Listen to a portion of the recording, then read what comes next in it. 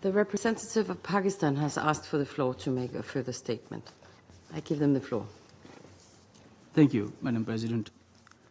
My delegation has been compelled to take the floor to respond to the statement made by the delegation of India.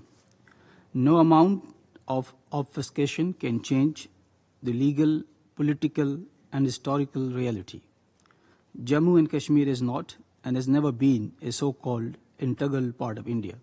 It is a disputed territory whose final disposition is to be decided by the people of Jammu and Kashmir through a UN-supervised plebiscite, as demanded by numerous resolutions of the Security Council.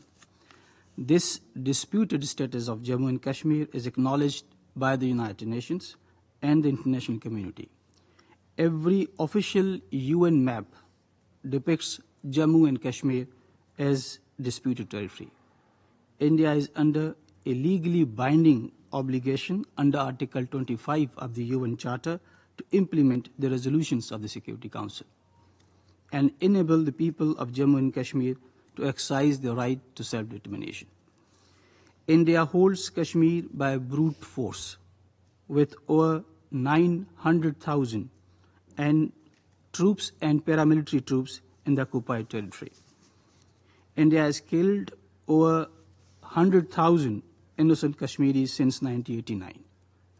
It has imposed the densest occupation in history, with one Indian soldier for every 8 Kashmiri men, women, and child. India's gross violation of human rights in the occupied Kashmir have been recorded in 2 reports of the UN High Commissioner for Human Rights and several reports of the Human Rights Council special mechanisms. Madam President, we also heard a reference regarding terrorism.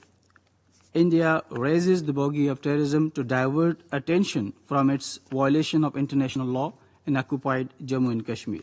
It is most ironic that India, which is committing the worst form of state terrorism in occupied Jammu and Kashmir, is portraying itself as the victim. It is a familiar ploy of all occupiers and colonizers to paint legitimate struggle for freedom and liberation as terrorism. And instead of maligning others for terrorism, India should reflect on its own campaign of orchestrating targeted assassinations, subversions, and terrorism in foreign countries.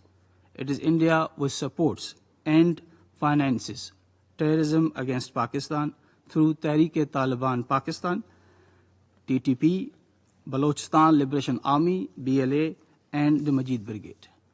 Madam President, in conclusion, I would advise the delegation of India to consult the UN map and UN Security Council resolutions on Jammu and Kashmir before making baseless statements in this esteemed body. I thank you, Madam President.